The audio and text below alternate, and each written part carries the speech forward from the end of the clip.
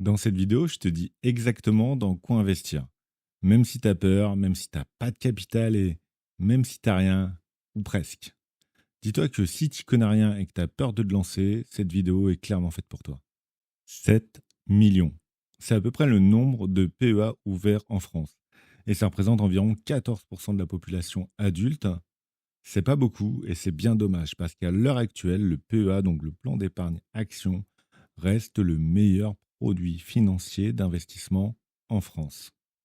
Son principal avantage, c'est qu'après 5 ans, tes gains sont exonérés à 100% d'impôt sur le revenu. Tu auras quand même les prélèvements sociaux obligatoires qui s'appliquent et tu auras du coup cette taxe de 18,6%. Mais il faut savoir que la flat tax, par contre, elle est à 31,4%. Et ça fait une sacrée différence. Une des caractéristiques du PEA, c'est son plafond qui est fixé à 150 000 euros déposés. Donc ça, c'est bien sans les intérêts. Je vous donne un petit exemple. Vous avez investi, après 10 ans, vous êtes à 150 000 euros, mais vous n'avez injecté que 100 000 euros. Malgré que le montant de votre PEA soit à 150 000, il vous reste encore la possibilité de déposer 50 000 euros puisque vous n'en avez injecté que 100 000. Aujourd'hui, le PEA te permet d'investir dans des ETF et même hors Europe. Ça sera des répliques synthétiques, ce qu'on appelle des swaps en anglais, sinon c'est des vraies répliques physiques. Aujourd'hui, il y a beaucoup trop de protection pour qu'il y ait un risque en prenant un swap. C'est sécurisé à 99% et c'est garanti. T'inquiète pas, c'est les banques qui se portent garant, donc je t'assure, elles font pas n'importe quoi. Comme vous venez normalement d'ouvrir votre PEA chez Trade Republic, on va pouvoir passer à l'action.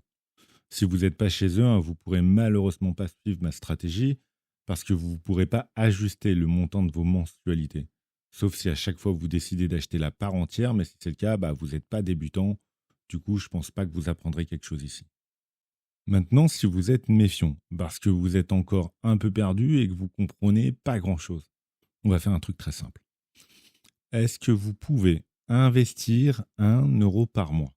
Mais bien sûr que vous pouvez, et on peut tous le faire du moment qu'on touche une petite rentrée d'argent. On peut tous investir 1 euro par mois.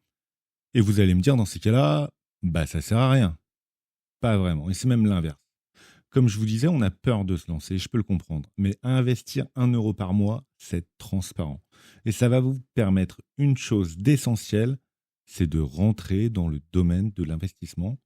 Et vous allez enfin pouvoir mettre un pied dedans. Et ça change tout. Alors, comme vous débutez, on va commencer avec une petite somme. Et on va aussi commencer avec un seul ETF. Et j'insiste bien, un seul et unique ETF. Donc, soit vous mettez 1 euro, soit vous mettez 10 euros. C'est vous qui voyez, vous ajustez. Si jamais vous devez prendre un seul ETF, je vous conseille soit le MSCI World à 6 euros la part, soit un vrai ETF All World. Sauf que ça, avant, ça n'existait pas. Du moins, ce n'était pas éligible au PEA. Mais aujourd'hui, c'est tout nouveau. Il y a un nouvel ETF All World qui vient de sortir et c'est Amundi qui le propose. Littéralement, il est sorti il y a 2 jours, le 15 juillet. Donc cet ETF, c'est le PEA Global MSCI ACWI. Donc ACWI pour All Country Worldwide. Dans ce nouvel ETF All World, on y retrouve toujours une surreprésentation américaine de 64%, mais ça c'est normal. Ça reste un cran en dessous du MSCI World qui lui est à 70% et on arrive avec un prix d'entrée légèrement inférieur à 5 euros. Donc voilà, pour commencer, je pense que c'est vraiment un bon point de départ. Et si je résume, vous partez en investissement automatique à hauteur de 1 euro sur un seul ETF. Ici, le but, c'est vraiment de mettre un pied dans le monde de l'investissement. Naturellement, ensuite, avec le temps, vous allez vous intéresser au fur et à mesure. Ce qui va se passer, c'est qu'après quelques mois, vous verrez une courbe de progression. Ça, généralement, ça rassure et ça donne envie d'aller regarder ce qui se passe.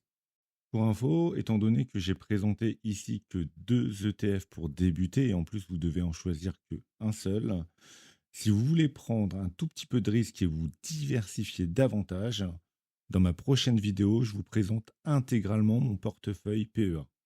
Vous verrez, il n'y en a pas beaucoup, il n'y en a que 3, mais peut-être que ça vous intéressera.